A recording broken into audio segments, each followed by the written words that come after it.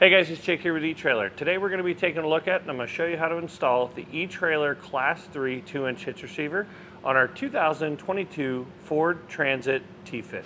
Adding the hitch receiver to the back of your Ford Transit is going to allow you to do a couple of different things. It'll allow you to haul a bike rack or a cargo carrier if you have something like a Transit that's converted into a camper van, or if you're like the owner of our van here and you just want to pull smaller trailers to get to the job site.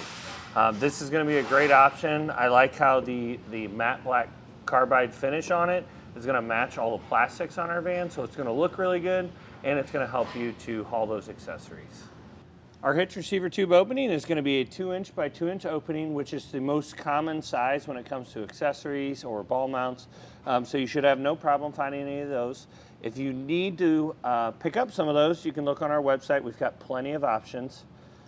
For our hitch pin hole, it's going to be your standard 5/8 inch hitch pin. The hitch pin and clip do not come with the hitch, but we do have plenty of them on our website, locking and non-locking. The safety chain loops are going to be very, very wide and large to be able to fit your safety chains of many different sizes. Now some measurements for you so you know what you're getting. From the center of our hitch pin hole to the outermost part of our bumper is about 4.5 inches. That'll give you a good idea if you pick up an accessory that you want to fold up to the back of your van, whether or not it's going to successfully do that. If you watch some of our videos, you can see that they'll give you a measurement from the center of the hitch pin hole and the accessory to the closest part. Use that 4.5 inches compared to that measurement that they'll give you, and that'll tell you whether or not that accessory is going to fit. From the ground to the top inside of a receiver tube is 14.5 inches, so that'll help you determine what size drop or rise ball mount you might need, and whether or not an accessory like a bike rack or cargo carrier is going to drag on the ground.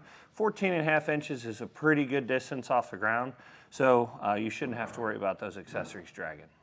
Now, as far as weight capacities go for this hitch, you're going to have a max tongue weight capacity of 900 pounds.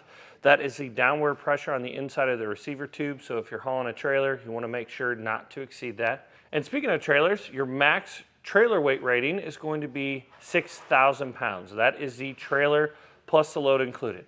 Now, this hitch is rated to be able to use weight distribution with it, so if you have a work van like we have here and you want to pull a box trailer behind you and you use weight distribution on there because you have heavy equipment in there, it's very common. You can load that trailer up to 8,000 pounds, but that is only when you're using weight distribution. To begin our installation, we're going to need to take a 15mm socket, remove the 2 bolts that are holding our tow loop in place. Now we're going to take some penetrating oil, spray it inside each one of these openings. Our frame rail happens to have quite a bit of rock dust and stuff in it, and you don't want that interfering with the threads, because after all, we're going to have to use the bolts in the kit in order to self-tap into the sleeve that's inside of this. So you'll see it's just an open tube. This one will already have been self-tapped because of when the factory puts that tow loop on, but we're going to have to self-tap our bolts into the forwardmost one here and then the 2 on the other side, but we want them to be clean before we do that. Now we're going to take our fish wire with one of our bolts threaded onto it, our carriage bolts, and then put a spacer block on it. We're going to need to pull that down through this hole towards the front of the vehicle. So we'll take this. It's easier usually if you slide the spacer block in with it. Pull that out. We can leave the fish wire on for whenever we decide to lift our hitch up, we can guide it in a little bit better with this. Now with an extra set of hands, we've got Aiden here to help us out. We're going to fish wire those cables through our hitch, pull that fish wire off, and then get our nut started on both sides to help hold the hitch up into place while we get the rest of our hardware in. And when you get these self-tappers in place, I highly recommend using a hand ratchet so you can really feel what's going on. And you just want to get it started and just slowly turn it up, and it'll pull itself up into that opening.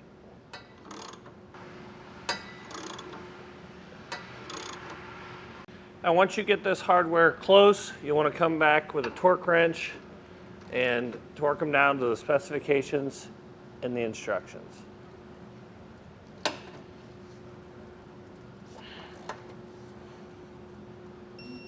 That's going to do it for a look at and installation of the eTrailer Class 3 2-inch hitch receiver on our 2022 Ford Transit T250.